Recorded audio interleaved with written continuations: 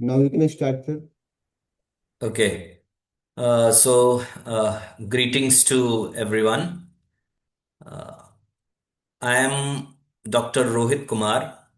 I am Associate Professor Finance in Amity Business School, Amity University, Patna. So I'll be discussing about descriptive statistics in this lecture. We'll be discussing about the tools that are used in descriptive statistics, and we'll be implementing these tools using Excel sheet. We'll be using some data, and with the help of that data, we'll try to implement all the tools which we'll learn in descriptive statistics uh, in Excel. So let's begin. Uh, I'm just sharing the presentation.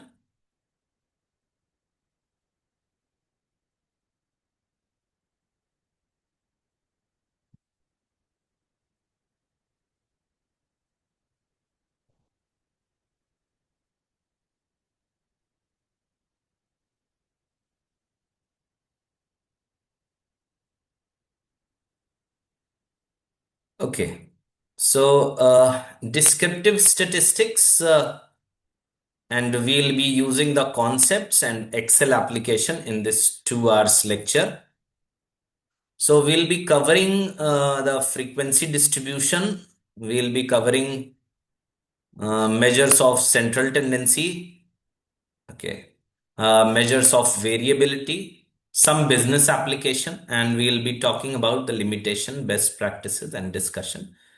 We'll be discussing the uh, tools that will be used in Excel in the later part of the video. So, before getting or uh, focusing on the tools of descriptive statistics, we'll be discussing about how this has evolved and uh, what is the history behind this.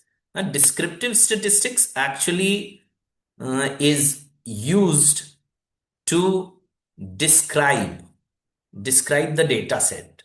Now, how your data set is, what is the mean, like average of the uh, variable or variables, the median, like the middle value of the whole data set when it has been distributed, the mode, that is the highest frequency of the data, how the data is varying, like the deviation in the data.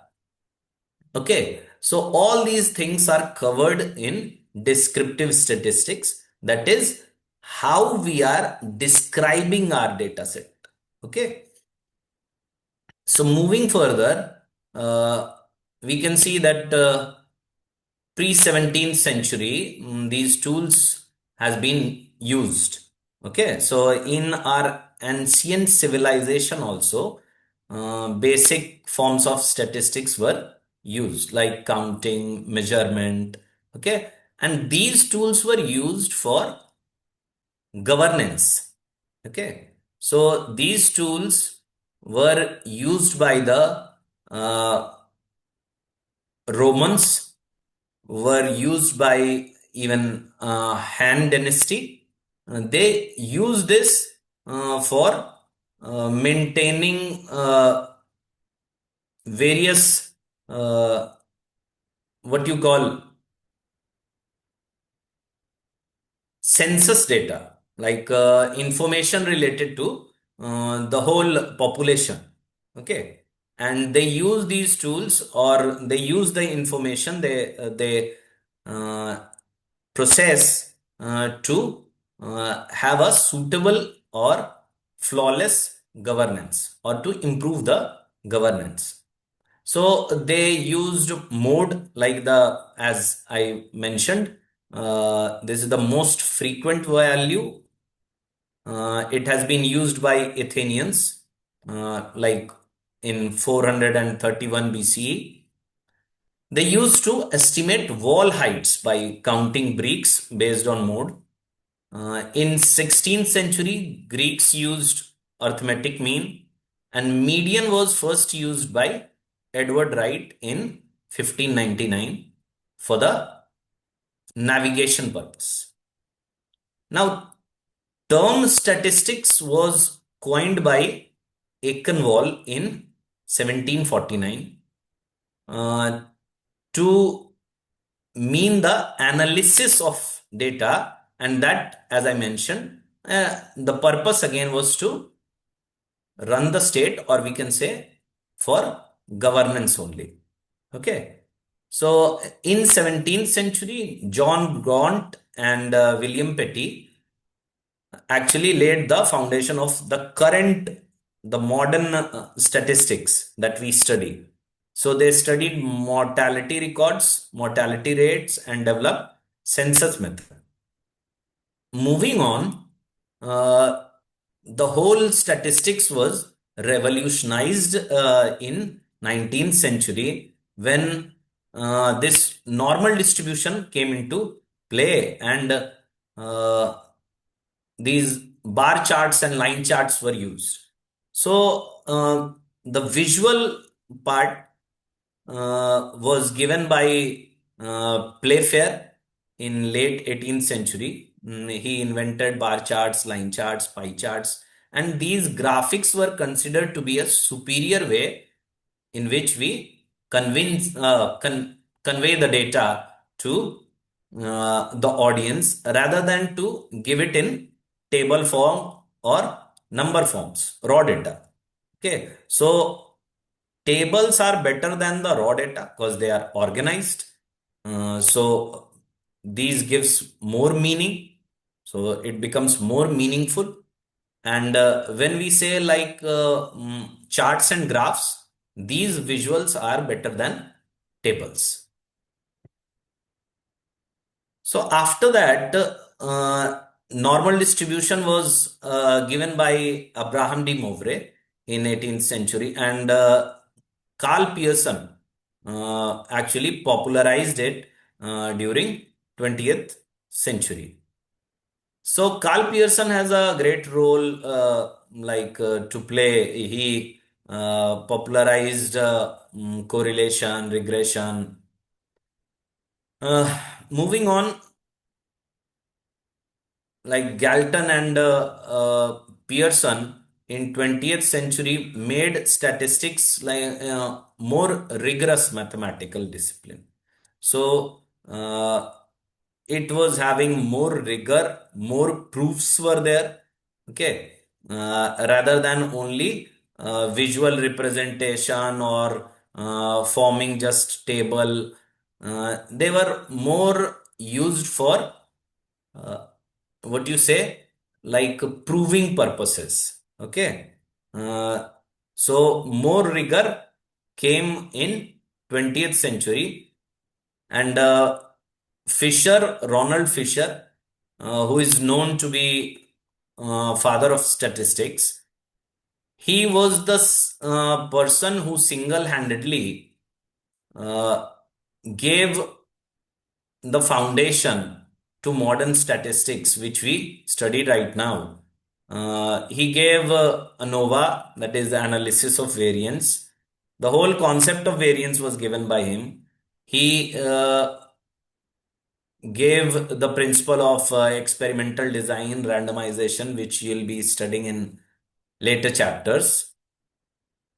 Then small samples, some distributions, t-distributions, these were given by Gosset, and more tools that are related to the statistics will be discussed in later part of the study, later chapters. Okay.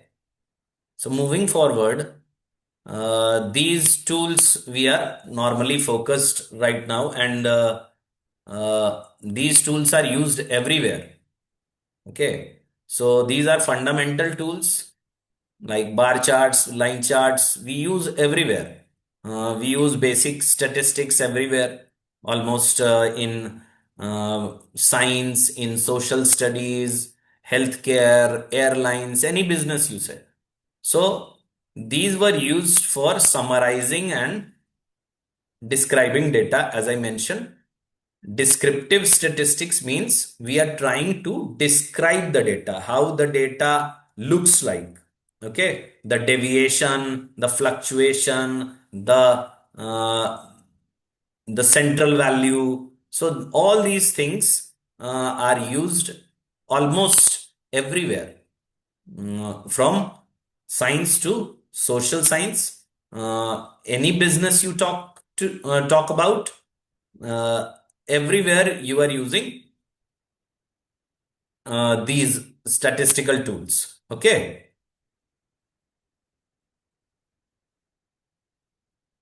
So moving further,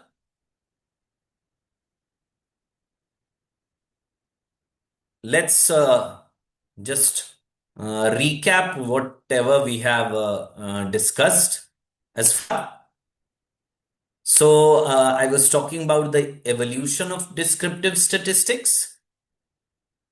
So it has its root roots in Roman Empire, Han Dynasty, as I talked. Like they were using it for census, for governance purposes. Then mean, median, mode, they were used in those times also. Then Aikenwall came up with this term statistics, and in 19th century we had the introduction of charts where we can visualize the data. Then came normal distribution, and in 20th century we had all the rigorous tools of statistics like ANOVA, regression, correlation, so on and so forth. Okay, so let's move further. Now let's discuss about the steps that are required for data analysis. So data normally is that we find these days are of uh, huge. They are of huge nature, huge in nature. I should say. So raw data is hard to process. So what we need is to summarize that large data. Okay, using some tools, and we try to get some meaningful insights, informations from those data.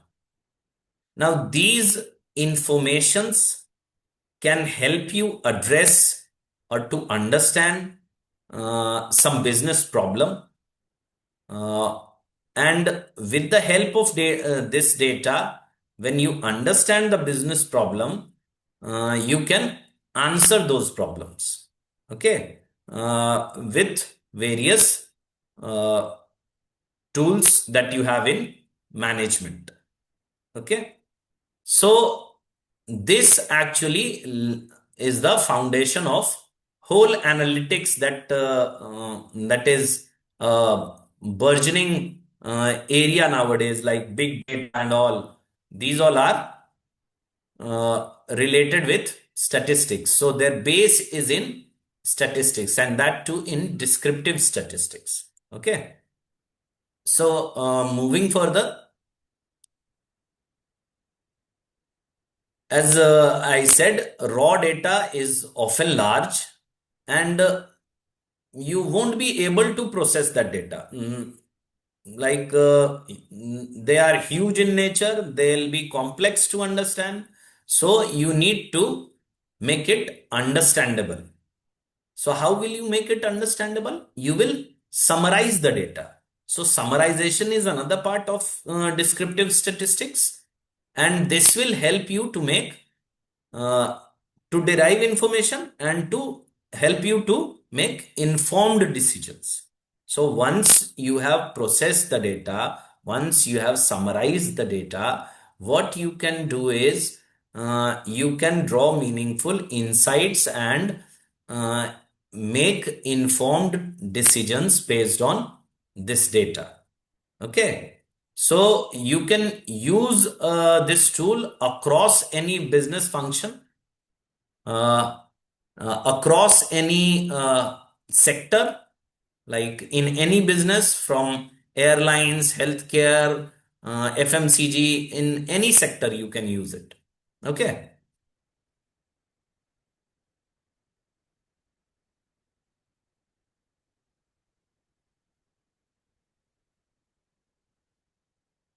So, what descriptive statistics actually tells us? So, the very first thing that it tells us is uh, what is the average performance? Now, based the data you have gathered, no, that is in the past. So, on the basis of the past data, what we can conclude is we can check what is the average performance we had during the period. Maybe we can check the frequency. So, how often does any particular event occurs? Okay. uh, we can check how varied the data is, how uh, how varied one particular variable is, what is the variation, what is the change. Okay,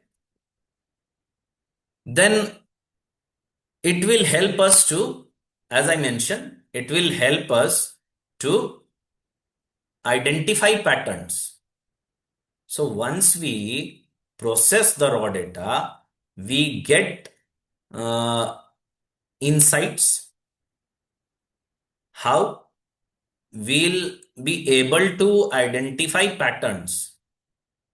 We'll be able to identify trends. Now, if you plot graph of the data, that is descriptive statistics. So, visual representation of the data will help you understand trends, repetitive patterns, and even anomalies. Anomalies means which cannot be easily explained by some theory. So, situations where you can't find any explanation. Okay, the sudden changes that is occurring in the data but can't be explained by any theories can be called as anomalies. Okay, so there are three main approaches to uh, process the data, raw data, that is tabular method. You can use graphs and you can use numerical method. Moving forward, we have tools which can organize the data. So first we had raw data. On the basis of raw data, what we can do is we can summarize the data using tables. So tables will help us to organize the data. On the basis of the organized data, we can count. Okay. We can count the frequency. We can calculate the percentage. So there are a number of things that we can do based on that data. Now, currently I'm just talking about uh, the frequency distribution part. So there are a number of other things that we can do, like calculation of mean median mode, that we'll be discussing in the later part of the video. But the very basic thing that you can do when you process the data in the form of table, you can form frequency tables and you can show counts and percentage. These tools are used for categorical data like gender. So you can count number of males and number of females in a survey. responses. You can use categorical data like when there is a dichotomous scale, when you have to respond to a question in either yes or no. So that is categorical data. Okay. When you have salary slabs, that is also categorical data. So in all those situations, uh, you can use these tools. So wherever you have categorical data, so you can use frequency tables. Okay. You can count.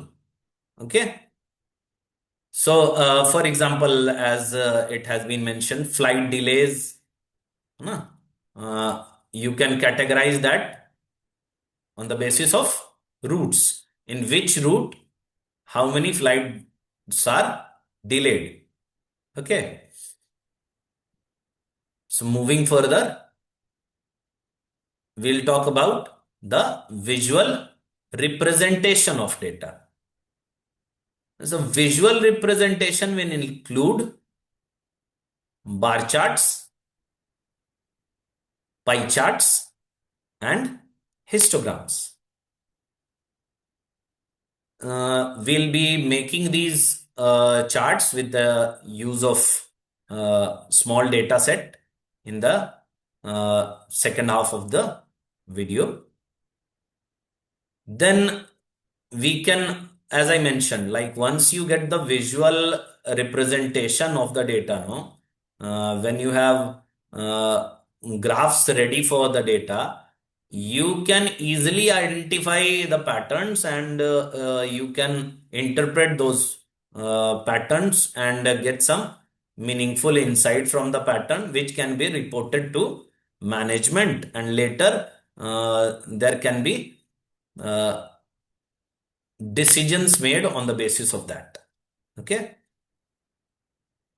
So moving forward, we can use numbers to describe data. As I mentioned, we can include averages and measures of spread.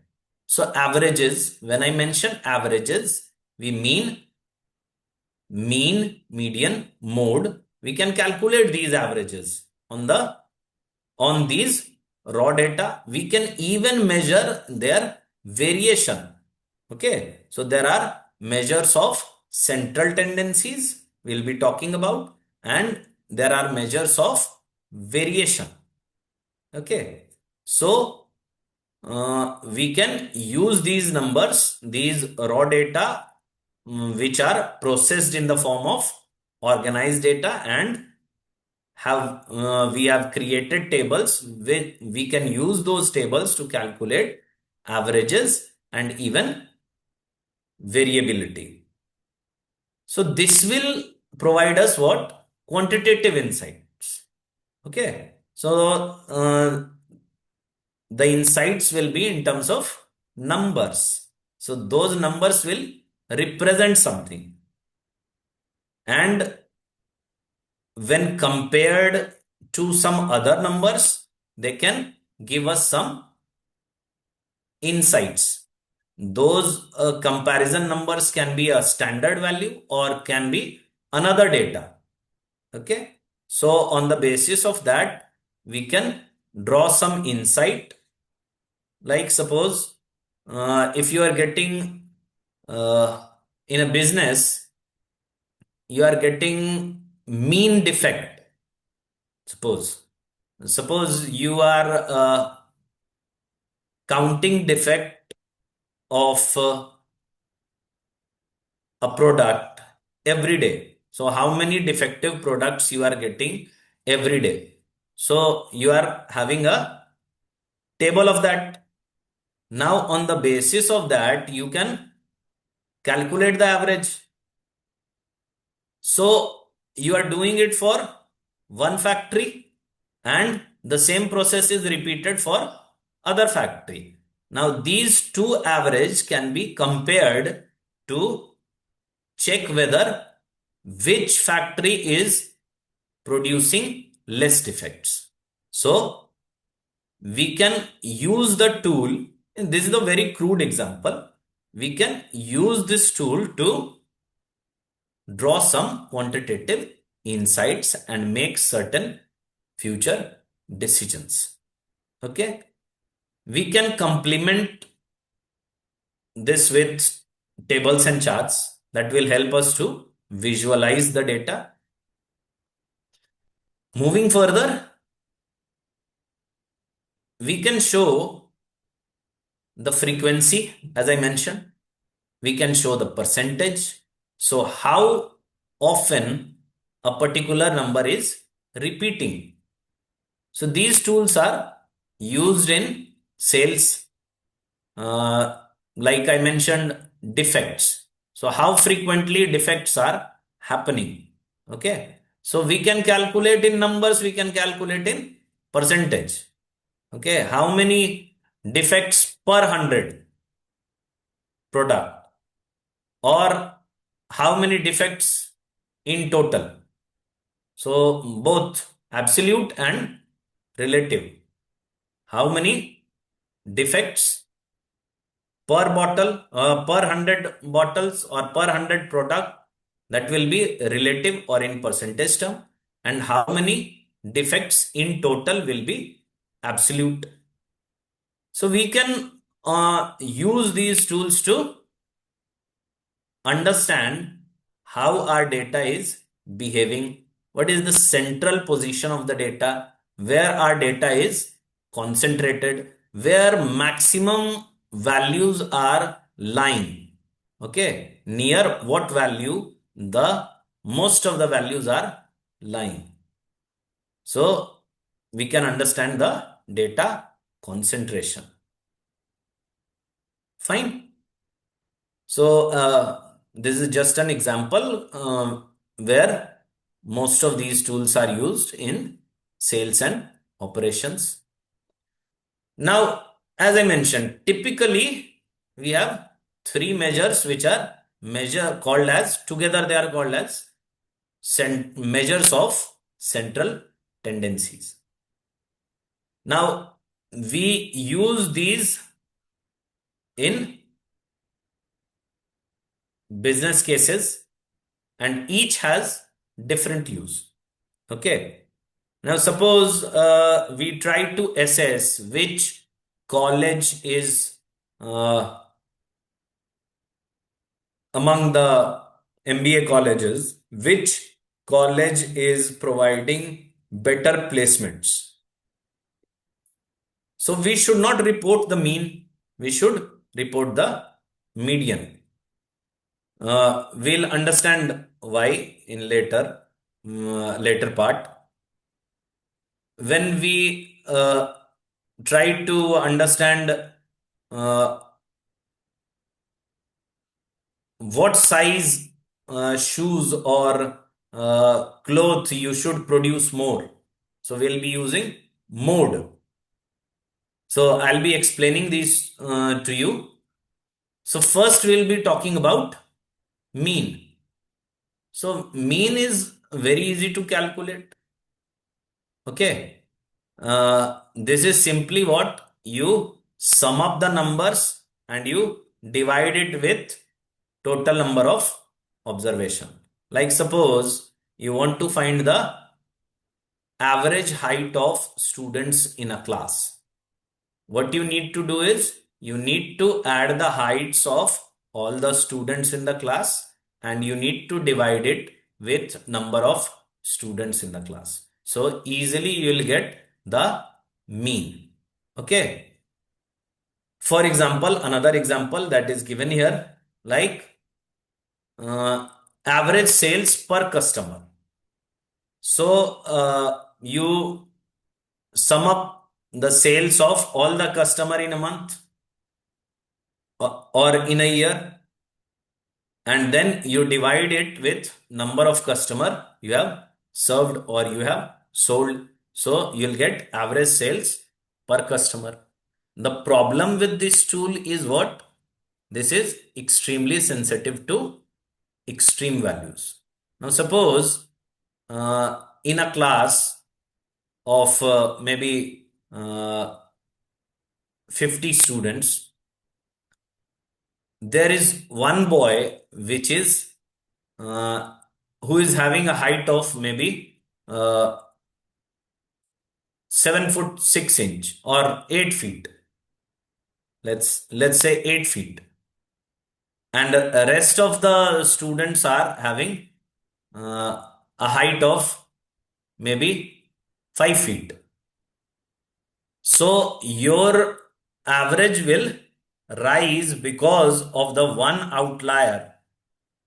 Outlier is what?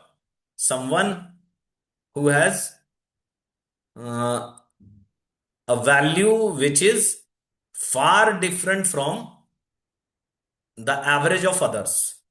So this is the outlier. And this number will drive the overall average value. Now, suppose you want to find salary of uh, 10 CEOs, and you are including salary of maybe Mukesh Ambani, you are including salary of some uh, 5 or 10 small CEOs, and then you are including salary of Mukesh Ambani in the as the last one. So this will drive the average salary of CEOs. Okay. So the outlier will affect the overall average of the uh, data set. Okay. So in those cases, what we do is we calculate median. That is the middle value of the data. So this value is not affected by extreme values. This value is what? This value will find the middle value.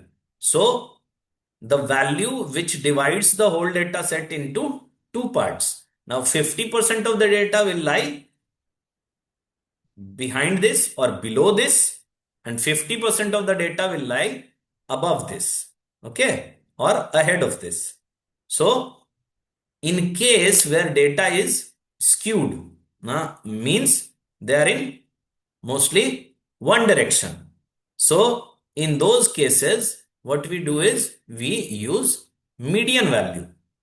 So in case of, like I mentioned, when you are trying to ascertain which MBA college is giving better placement in terms of salaries uh, in India, then in that case, what you can do is you can take the median salary of that particular college, the median placement salary the students are getting in those colleges. If you will take the mean, that will be affected by the outlier. Now somebody, if suppose there are 20 MBA students in a particular college and 19 of them are getting a salary package or average salary package mean of 4 lakh rupees per annum, and one student is getting a salary of maybe 1 crore per annum, the whole average salary will be uh, drawn to a higher value. So that will be affected. The average salary will be affected, and it will give us wrong cue that this college average salary package is better. Although most of the students have got a salary package of or salary placement package of 4 lakh per annum, which is quite less for MBA student nowadays. Okay. But if we are using median value, it will divide the data into two parts. So it will say that middle value is 4 lakhs. So 50% of the data is above 4 lakh and 50% of the data is below 4 lakh. Okay, suppose there are 20 students and 5 of them have scored 4 lakhs and many like 10 of them have salary package of less than 4 lakhs and 5 of them are having salary package more than 4 lakhs. So this will divide the whole data set into two parts and this will show that it's a 50% chance that you would be getting a salary package as a placement after doing MBA from this particular college for more than 4 lakhs, and a similar probability is there that you will be getting a salary package of less than 4 lakhs. Okay, let's come to mode. Mode says what? It is the most frequently occurring value. Okay, so we are checking here what? We are checking the repetition, how it is repeating, the frequency, highest frequency. Okay, so mostly it is useful for categorical data where you can count the highest frequency. As I mentioned, it helps you identify popular items.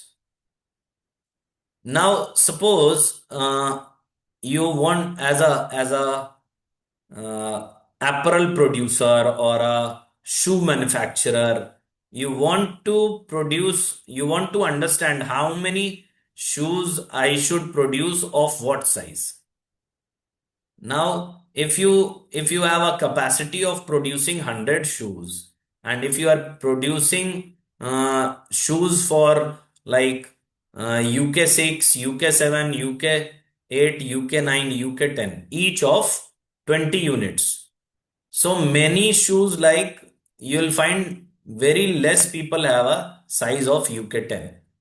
So, or maybe UK 6.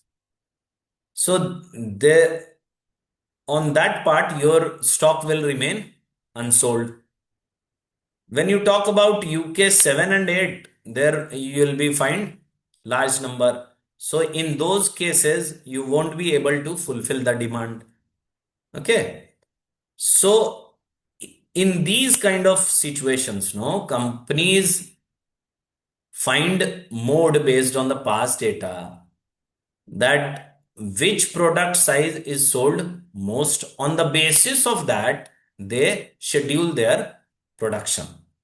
So if UK 8 is sold most, so what I need to do is I need to produce UK 8 more. Okay. After that, we'll be using different sizes, or we'll be producing different sizes. I hope you will understand this. So summing up, the mean what I mentioned is the overall value. The median is the middle value, and mode is the most common value or most repetitive value. Okay. Now you will be choosing different tools for different purposes. If your purpose will change, your tool will change. As I have explained through the examples, we'll be using different averages, different average for different type of purpose. Okay. So next we'll be discussing how our data is spread. Okay. So what we are interested here is to understand the variability of the data. the spread of the data will tell us how variable is data, and which can be understood as high variability will be representing high uncertainty. Now, high uncertainty means what? You are facing more risk. So to understand the variability will help you understand the inherited risk of the variable. Okay. And therefore, this is very critical for planning and forecasting. So moving further, how can we calculate the spread, the variability of the data set? The first and the very basic thing that we can do is we can calculate the maximum and the minimum value. So if we have the data set, what we can do is we can calculate the maximum value of a particular variable. Like suppose you have data of 100 customers. So what is the maximum amount of sales you have made to a particular customer, and what is the minimum amount of sale that you have made? And the difference between these two can be your measure of variability, which is known to be range. Okay. So this is very simple tool that you can use, but beware that this tool is affected by outliers. Okay. Some very low value and some very high value can affect your range. Okay. For example, you can take delivery time. No, these food delivery apps, like what is the maximum time that they take, what is the minimum time that they take, you are getting the range. But one odd situation when the food delivery came 4 hours late, and you are considering that as a part of your calculation, okay, that will affect your analysis. So we need to beware when we are using range for understanding the variability. Then what we can do is we can calculate variance. Okay. So variance is what? Variance is actually average of squared deviation from mean. Now first we need to calculate the deviation. So you take the difference of every item, every value with its mean. Like suppose you are trying to calculate the variance of heights in a particular class of students. So you take the deviation of height from the mean height, and then you square the value so that deviations don't cancel each other when they are summed. So you square them, and then you take the average. That will give you variance. Now this tool is very much used in risk analysis, and it has a mathematical use. Okay. Now if we square root this value, we'll get standard deviation. So this has the most versatile use when we talk about variability. This is the most common measure. Okay. And this will give you value in the original unit term. So this is mostly used. You can use it almost in every case. You can use it. This is very versatile when considered the variability measure. This is the most versatile measure. Then next what you can do is you can calculate interquartile range. So quartile is what?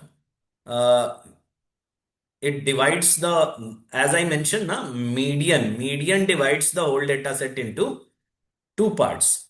Quartile means it makes quarter. So it divides the data into four parts. Okay. So there are three quartiles for each data set. Okay. The second quartile coincides with the median. The first quartile divides the data set. 25% of the data lie below this Q1 and 75% data lie above Q1. Similarly, Q2, which is median, 50% of the data lie below and 50% lie above. Again, Q3 represents 75% of the data lie below and 25% data lie above Q3. Now, what you need to do is you need to calculate the interquartile range, means the difference between the Q1 and Q2. So, when you calculate this, no, this is less affected by outliers.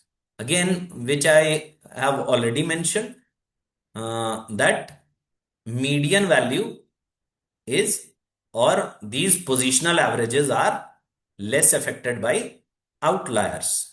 So when you use this interquartile range, you will be less susceptible to outliers. So your analysis would be more appropriate.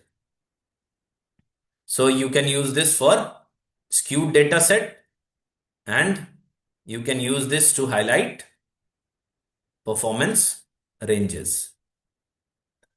Now, what we have covered so far, sum it up. We understood what is descriptive statistics. So we use it to summarize data set and to get meaningful insights into data set. We identify patterns, trends, anomalies, and there are three approaches that we have discussed. Like, we can make tables using frequency tables. We can make graphs like charts, pie charts, bar charts, line charts, or histograms. We can do numerical calculations, like we can calculate central tendencies like mean, median, and mode. And we can calculate variability with tools like range, variance, standard deviation, or interquartile range. Now, these are the briefs of mean, median, mode. Like, mean is used for average and it is sensitive to outliers. Briefing median, we can understand that this is the middle value of the data and it's a robust tool, a beautiful tool for skewed data set. Coming to mode, this is the most frequent value, most repetitive value, and it is good for, useful for categorical data. So at last, again, I am repeating, the choice will depend on the nature of the data and the purpose for which you are doing the data analysis. Then, understanding the data spread, we have what? We have range, we have variance and standard deviation, and we have interquartile range. So range is simple, but we know that it will be affected by outliers. Variance, if I say, variance is a, a good tool which shows the dispersion, and the standard deviation is more versatile. It's used everywhere since it is in original unit. Okay. And finally, the interquartile range, which is less affected by outliers.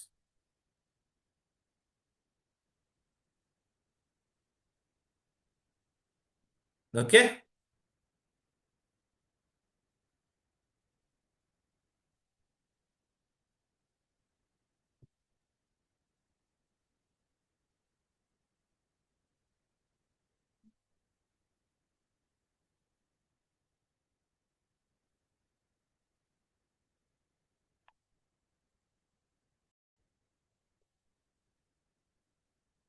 So, moving forward, we'll be discussing few examples. So let's take some examples like where descriptive statistics are generally used. For example, uh, if we take airlines business, so delays like airlines delays and how much load that one particular route has, and uh, these are uh, displayed using descriptive statistics or analyzed using descriptive statistics to understand the factors. Then, if you say healthcare, it is used for patient outcome monitoring, like uh, the number of patients that have registered, and how they have uh, been cured, like what is the time duration they have taken, what is the ultimate outcome, whether they have been cured or not. Then in banking, like to understand the transaction pattern, the amount for which the transaction is made, what kind of general transaction one person makes. Okay.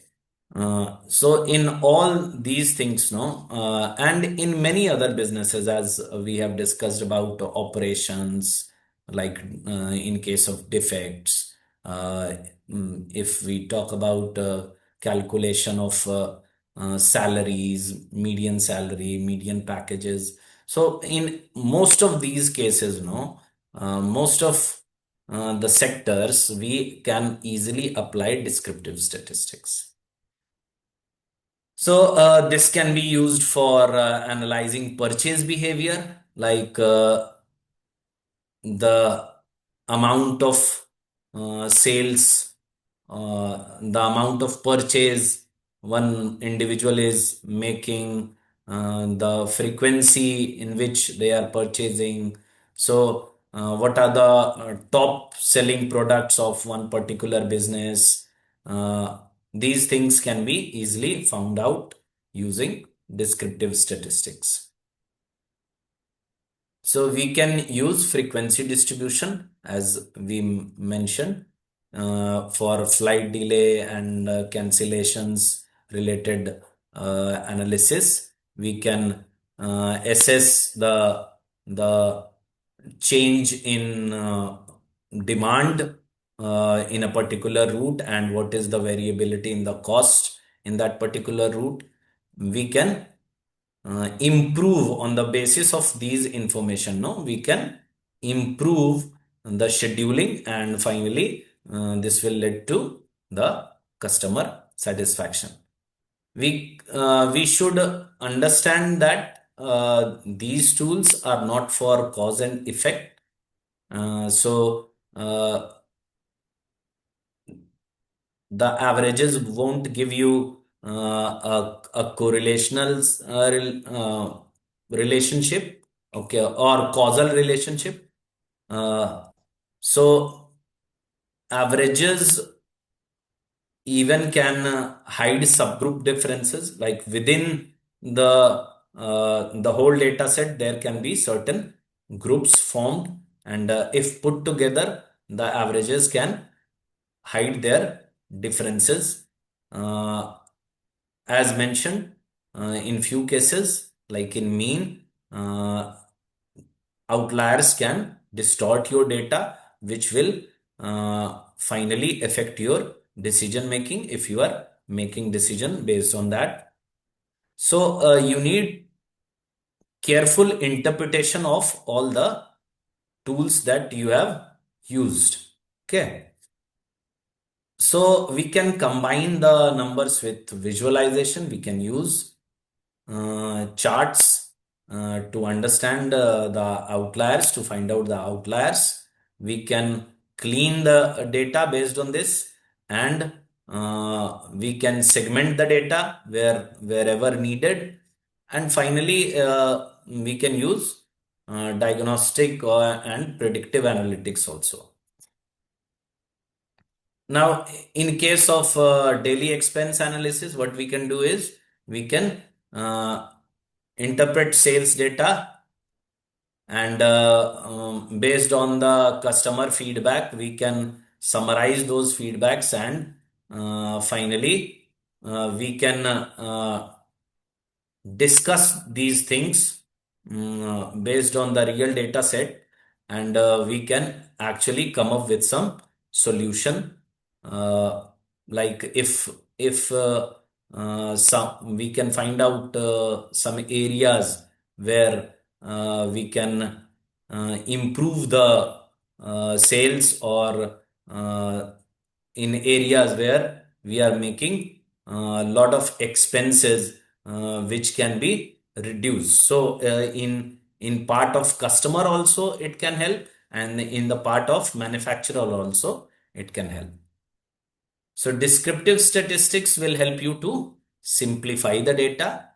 So as mentioned, we can use central tendencies and variability, which is widely used across industries. As I mentioned, airlines, healthcare, you name banking, FMCG, any operations, and descriptive statistics are used everywhere, almost everywhere.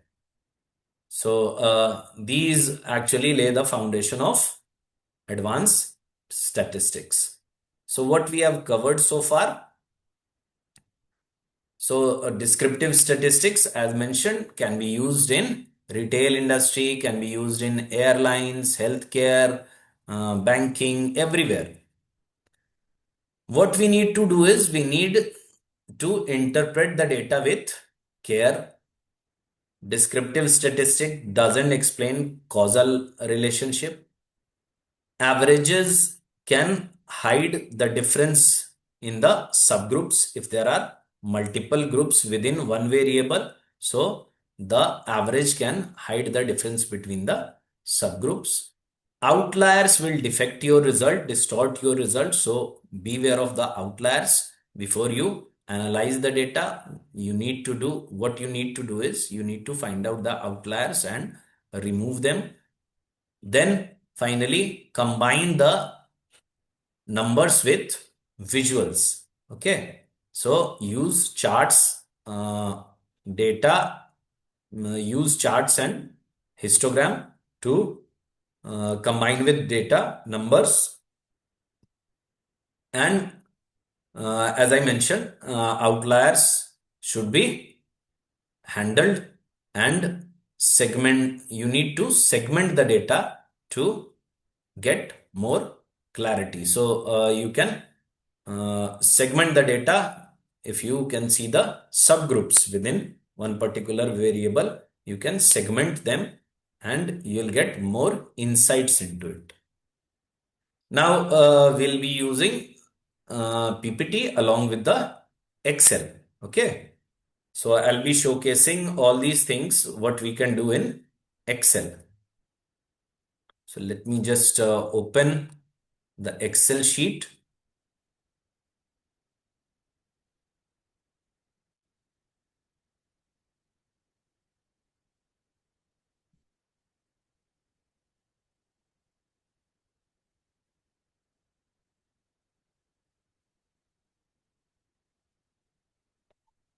So I'll be sharing my screen now,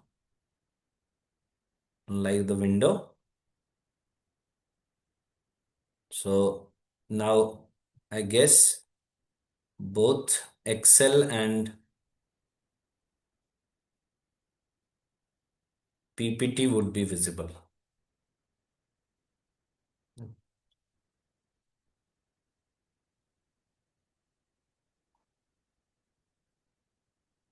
Yes.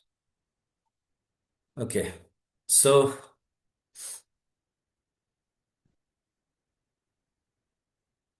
where can we use Excel?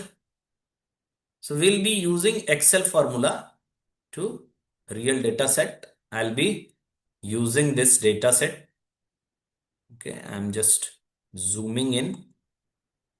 Yeah, I'll be using this data set for the whole time period for the rest of the uh, presentation. We'll be using it to get some results, interpret the results for business decision, and this will help you to build confidence. With this Excel based analysis, you would be able to calculate descriptive statistics and handle more or huge data set.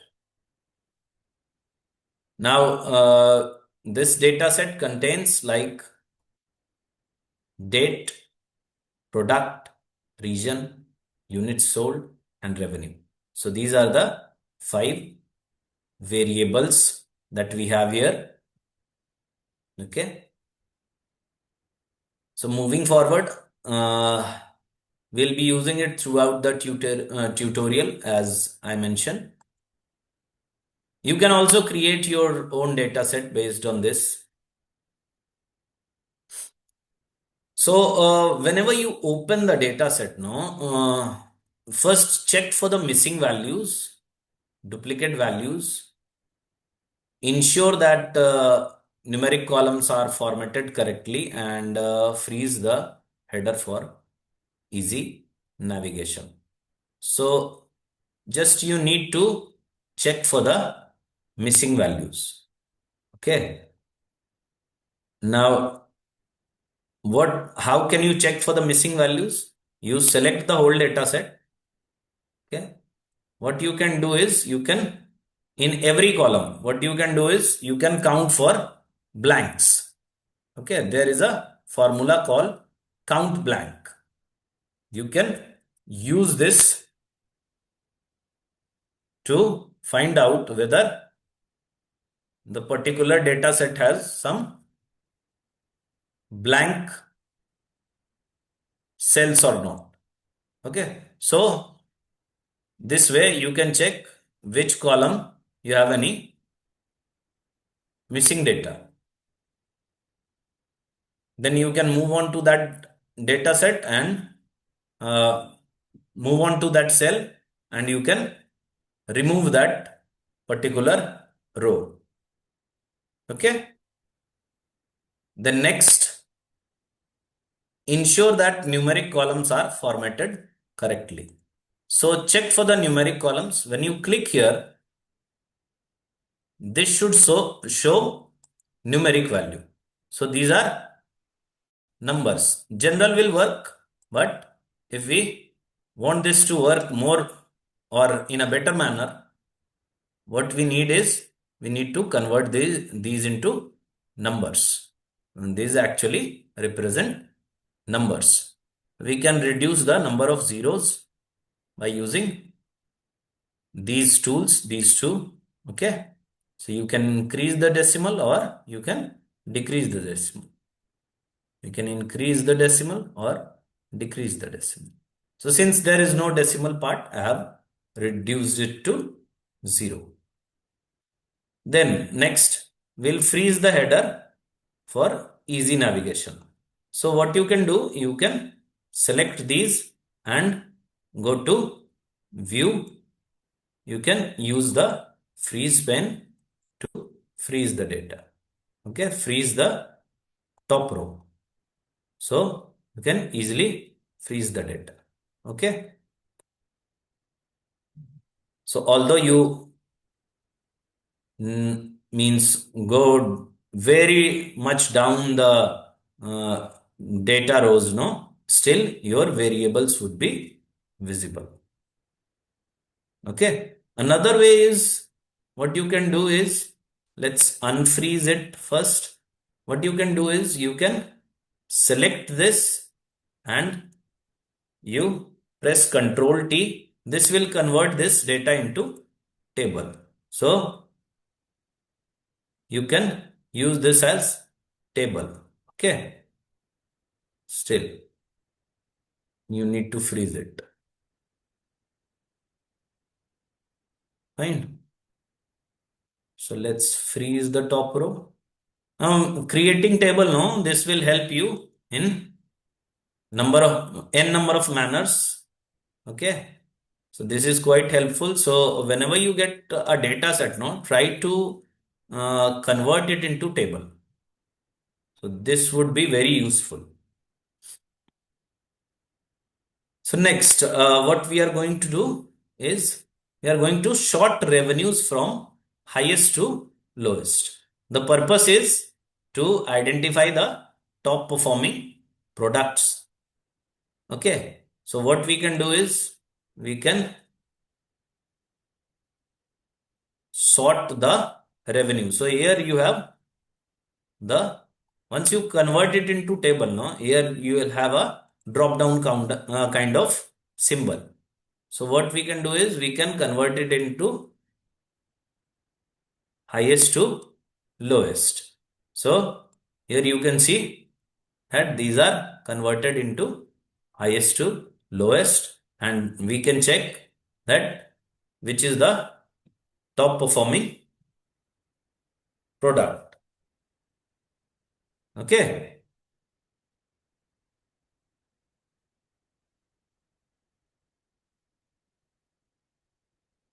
Fine. Then we can filter the data by region or product. So again, I am undoing it. Okay.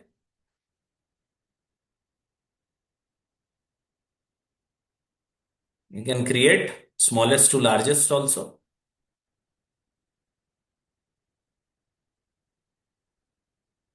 Fine. So let's sort the data by using region or product. So first I'll be using region. So let's sort the data using region, or rather filter the data using region. So you can use these checkbox here. You can see all the values since they are all checked. So all the data is all the data are appearing. If I'll uncheck this, and since we have not checked any of this, this is not showing. Okay. Okay. If you'll click any one of this, so it will show, it will highlight okay. And if I'll press this, so we can get data for all the east region. Similarly, we can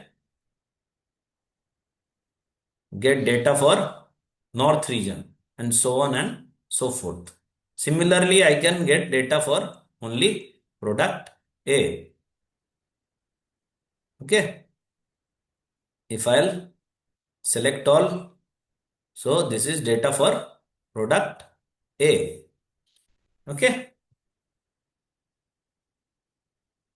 So this is how you can use sort and filter.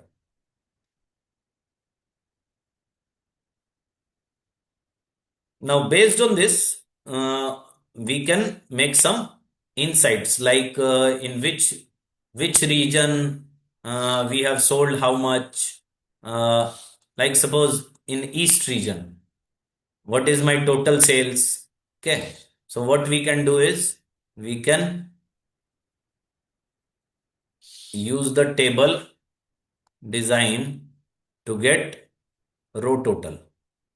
Okay, so this is the benefit of using table. So what we are getting is we are having this much value of revenue from East region. If I'll check for North region, so our sales or revenue value is 8,60,000. Now, if I want to check it product wise, okay. So if I'll use product A, so this is the total revenue that I have made from all the regions for from product A. So this is the revenue made from product A from all the four regions. Similarly, for product B, this is the total revenue that I have made from all four regions. Now, based on this, we can understand which is my best product, highest revenue generating product, which is my lowest revenue generating product. Based on this, I can make strategies to improve my position in a particular product or to maintain my position in a particular product. So for since product A I am already performing better, so I have to maintain my position, and in product C I am lagging, so I need to make some strategies to improve our revenue generation from product C. Uh, Coming to the next part. So, as I was showing you, we can use these tools on both numerical and categorical data, different tools for different data set. Okay. Then we can create frequency table manually. So we can create manually frequency table, like we have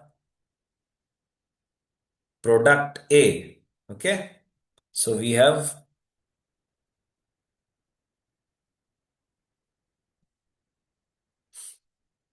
product A. So we can write product A, product B, and product C. So these are the three products we have.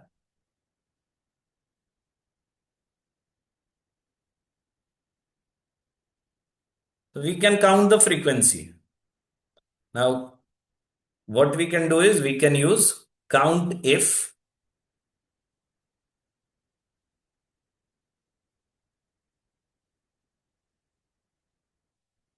and we can find product A in this whole column. So this is the product A. Similarly, we use the same formula to find product B. Okay.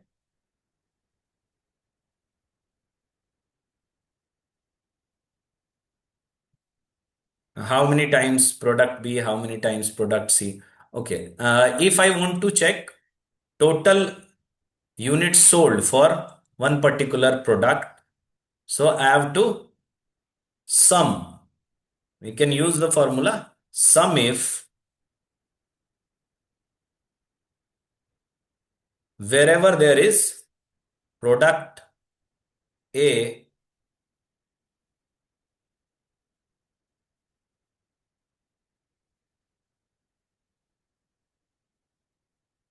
and then we need to sum these values. So these are the total number of units sold for product A. Similarly, we can calculate for product B and product C. Now there is another way that we can do this. What we can do is we can create a pivot table. So if we select the whole data set, we go to insert, we have one option called pivot table. So we select this. Just we need to click OK and we have a table ready with us. Okay. So here you can see there are number of options. All the variables that we have here is in option. So if I say like products, I'm putting the product in row. So you can see row label showing all three products and I put the units sold in values. So this will easily show the number of products sold for number of units sold for each of the product. Similarly, we can also use revenue. So for product A, we have sold 575 units in total, and this is the total revenue that we have generated from all four regions. Now we can do it region wise also. So this is so simple. Like if you draw this region wise, now this is the total number of units sold in East zone or East region, and this is the sum of revenue that we have generated from that particular region. Okay. So you can manually do it, or better, you can use pivot table. This is the more sophisticated tool. You can use this tool for even large data set. Okay, this is the small data set that we are using here. So you can use the tool for large data set. It will be very helpful. Okay, you can also even use charts. Like if I want to represent this with a chart, we can use pivot chart. Okay, and if I'll click simply OK, so this is the chart that I am having right now. Just I am going to remove this sum of region. Now this is better since the scale was different for both, no? So sum of units were not showing. Okay. So this is the number of units sold region wise. We can easily make graph for the same. We can make changes in the graph also. Okay. You can use filter also. Here you can use filters. I'm not getting into that. Next, what we can do is we can use bar charts as I have already shown you. Coming further, we can calculate median. Okay, so, we can calculate mean, we can calculate median. So this is quite simple to calculate. To calculate median, what you need is just use average formula, select all the data for which you want to find the median and just press enter. Then again, for the next, again you can write average, select the whole data set and close the bracket, press enter. This is the average sales. You can easily calculate the median. So write the formula median, open the bracket, select all the data, close the bracket, press enter, and you simply drag this to find the median of the revenue. So this is your mean, this is your median. Okay. You can color code these. Yeah, so this would look better. Okay. So we can color these using greens. These are the outcomes. So we'll be using yellow. This way you can calculate. You can calculate mode also, but I'm not sure this will appear because mode is difficult to calculate. So you can use the formula mode dot SNGL for numbers, and you can select all the numbers, but many of the time as it appeared here, you won't get any value. It's difficult to find mode even in Excel. It's not defined actually in these cases. Therefore, some of the time you don't get any value. Again, coming to the next part. Now, this median shows your performance. Like as mentioned, this is the middle value. So 50% of the data is above the median, 50% of the data is below the median. So if I say like 50% of the time you are having a revenue more than 2,05,000 and the number of units sold is more than 102.5, and 50% of the time you are having a number of units sold less than this. Okay. Mode shows the common outcome. So you might not be having here. Now let's delve into the calculation of risk. So as mentioned, low variability explains stable performance or less risk. High variability means high risk. So to understand the uncertainty, we need to calculate the risk. So how can we calculate the risk? First was range. So we can calculate the range. So range is what? Range is the difference between the maximum and the minimum. So first we need to calculate with the help of, we need to calculate maximum value with the help of max formula. So we'll be selecting all the data set and we'll be subtracting mean to find the minimum value of the same data set, and we'll take the difference. So this is the range. We simply drag this to find the range of the revenue. Okay. Again, let's come to the next part. We'll calculate variance. You can use dot P dot S. One is for sample, one is for population. So variance. So to calculate variance, we write,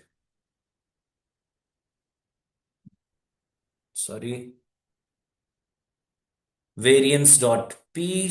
We have considered that this is the whole population. So we'll be selecting the whole data set and we'll just press enter. So this is our variance. Okay. Some of the time you get these kind of values in Excel. You just need to either make the cell a little bit bigger, okay, or you can let it that way, leave it that way. Okay, standard deviation. Standard deviation, you can calculate standard deviation with the help of formula standard deviation dot P. Again, I'm using P. You can use S also if you have only samples. So just press enter and you will be getting this value. Okay. So this is how you can calculate all the values. You can also call calculate quartile. So quartile. Okay. So this is the formula. We'll be putting it. So you want the first quartile, second quartile, so on and so forth. I'm just using one for first quartile for both. You can use 3 for third quartile. Okay. So 25% of the data lies below this and 75% above this. So this is how you can calculate quartile. You can find Q3 also. This is Q1. Okay, let me find the quartile 3 also. So you can find the interquartile range. Quartile 3. So just write quartile and select the whole data set. Okay, write 3.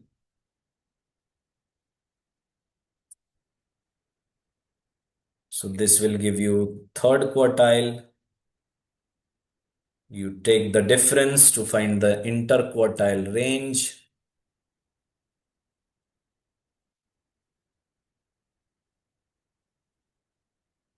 Okay. So this is how you can calculate the interquartile range. You can do all these things using pivot also, like you can find sum, count, average, all these things in pivot also. So we'll be using pivot table. You have this grand total. If you want to change it into average, just you need to click here. Okay, let me show you again. So you'll be having this pivot table field list. Below this, you'll be having report filter, column labels, row labels. Come to the values part. Here you will be getting some of the units sold. Now here you just click, left click, go to value field setting. You change it to average. So you'll be getting the average.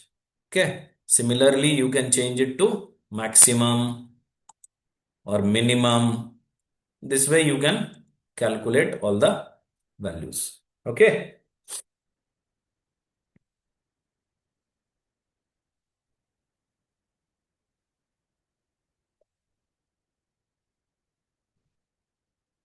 Now you can use bar column, chart column, bar and chart columns. So this will be helpful. Like I have already shown you how to prepare bar charts using pivot table charts. It will help you to understand the patterns or like you can see. So the pattern, you can see the pattern here. Like East zone is selling the most. Okay. You can also use uh, column charts. Fine. You can use line charts also, but not here. This won't, it won't be useful here since we have one categorical data now. So it won't be useful here. So these charts are useful for presentations. Uh, Already shown you using sorting and filtering. Okay. We can use conditional formatting. Okay. We can use conditional formatting here. Like we can highlight cells. Here you have conditional formatting. You can highlight cells. Like if you select the whole data set, okay, you can highlight cells which are having value greater than maybe, just leave it, values greater than 300. Let's just do it for units sold, greater than maybe the average, that is 125. So how many times you have scored or you have sold more than the average. So you can do that. Okay. So you can use conditional formatting. This will help you to make some decisions. Then again, you can use color coding, like you can use different colors for different colors for different codes. Yes, for outputs, you can use green shade, or for fixed cells, you can use gray shade. So you can use colors to showcase what you actually want to represent. This looks good also in Excel. Moreover, you can use that for dashboard representation. Dashboard is actually the graphical representation, and this is actually a set of graphs put together on a single sheet. Uh, and somebody you want to uh, show your report, but you don't want to show your data. So for that, you can use a dashboard. Uh, the user, the manager to whom you are reporting, doesn't need to get into the whole data set, doesn't need to get into the table. All the visuals would be on the first sheet, and they would be easily uh, check all the uh, important parameters. And the most important thing about dashboard is the charts are connected in a manner that you use the filters as per your requirement, and the charts will automatically change. So it's quite interactive. So you can help to build interactive charts, and that would actually help the institution or the organization to uh, easily understand the relationship between variables, or even the changes that are occurring in a particular variable, which will ultimately help them to make certain uh, business related decisions. Okay. So we have just shown that you can use the standard deviation to find, you can find the standard deviation of revenues, you can create pivot table by region, you can interpret results. All these things you would be easily able to do it in Excel. But we need to be certain that we do not ignore the data cleaning. So, in case you are having some missing data, you are having some outliers, just try to find them, and you can easily uh, get a perfect mm, output for your descriptive statistics, which would be helping business uh, to make certain decisions. Now, one more tool that you can use to uh, find the outliers is you can insert box plot. Okay, so in other charts you'll be getting box plot. Let me see if we have it here. Okay, so in the newer version you have box plot, so you can use box plot to uh, see the outliers. That is a good tool used in statistics to find outliers. Mm.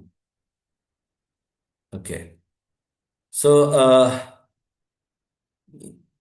this will help you to find out the consistency between the data. Like here we are using this data set. No, we can find out consistent performers, like which region has more volatility, uh, which region uh, has the uh,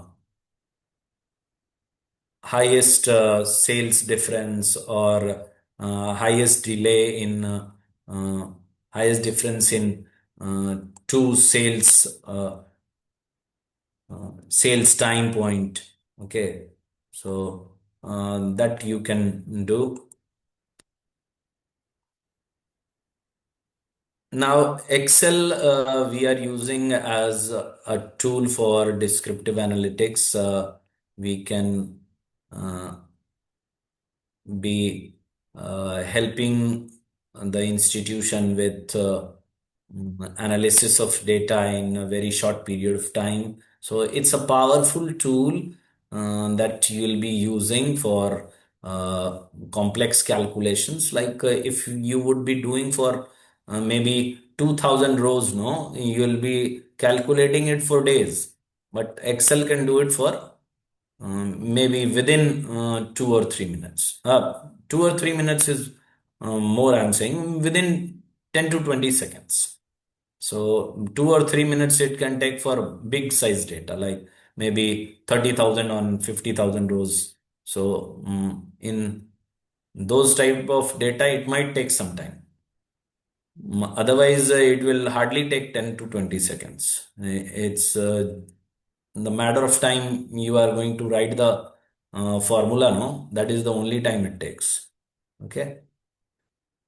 So, pivot table helps you to understand the relationship between variables as we can see here. We can do n number of changes here. We can uh, understand region wise, product wise, sales.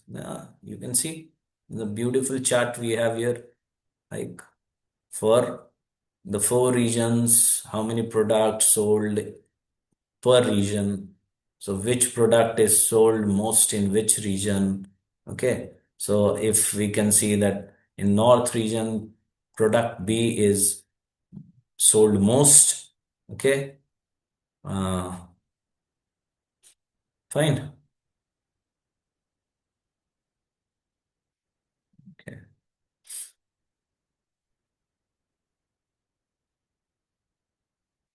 So this will help you for business data analysis, no? And on the basis of that, you can make certain decisions. So what we have covered so far is we are trying to integrate the tools of Excel, like average, median, standard deviation, all these tools we can use in Excel to calculate descriptive statistics. We can use pivot tables, charts for uh, summaries, dynamic summaries, dynamic for the reason that we can change the tables anytime. Like if I remove this, the table will change. So this is a very easy tool to understand and very efficient also. So we can use techniques like sorting, filtering, conditional formatting for insights to find out like uh, which product has the highest revenue, which product is showing highest variability. We can do those things. Okay. Uh, so this is all that we have for now, and hopefully this will help your understanding related to descriptive statistics, and you would be able to use these tools in Excel and analyze your data to the fullest and use the potential of Excel to find descriptive statistics and make certain uh, insightful decisions. Uh, this is all from my side, and I'm taking leave from you now. Uh, that's all. Hopefully, this video will help you in your understanding to the of the subject. Okay, thank you.